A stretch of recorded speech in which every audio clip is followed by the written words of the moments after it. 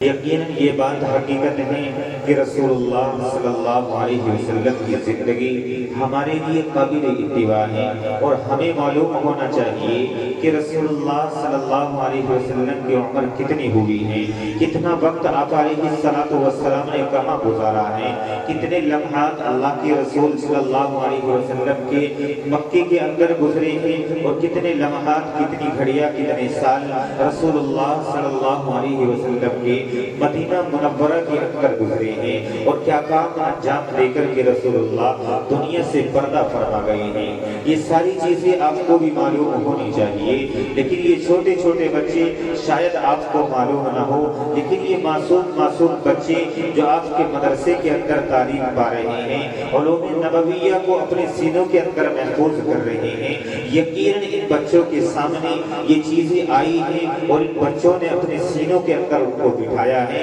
ان کی اساتذہ کرام نے ان کو سمجھایا اور ان کو بتایا ہے، اور ان کے اوپر ایک محنت کی ہے کہ ہم رسول اللہ کے ماننے والے ہیں، محمد عربی صلی اللہ علیہ وسلم کے ماننے والے ہیں، تو اس لیے ہمیں ان کی ایک ایک ادا پر غور کرنا چاہیے، اور ان کے بارے میں ہمیں مکمل تحقیق ہونی چاہیے، ان کے بارے میں مکمل معلومات ہمیں ہونی چاہیے۔ آج ہم کلمہ تو پڑھتے ہیں محمد کا نام تو نہ جانے کتنے لوگ لیتے ہیں، ہماری بستی کے اندر رہنے والے بھی، اس گاؤں کے اندر رہنے والے بھی، بہت سارے نوجوان بھی مل جائیں گے، بہت سارے بزرگ بھی ایسے مل جائیں گے کہ جن کو یہ بھی معلوم نہیں ہوگا کہ محمد صلی اللہ علیہ وسلم کی اگر ہم امت میں ہیں تو محمد صلی اللہ علیہ وسلم کہاں تشریف لائے تھے اور کس مشن کو لے کر کے وہ آگے بڑھے تھے، اور رسول اللہ نے ان کے اوپر کون سی کتاب نازل کی تھی، یہ ساری چیزیں ان کو معلوم ہی نہیں ہوگا۔ یہ موٹی موٹی سی باتیں ہیں،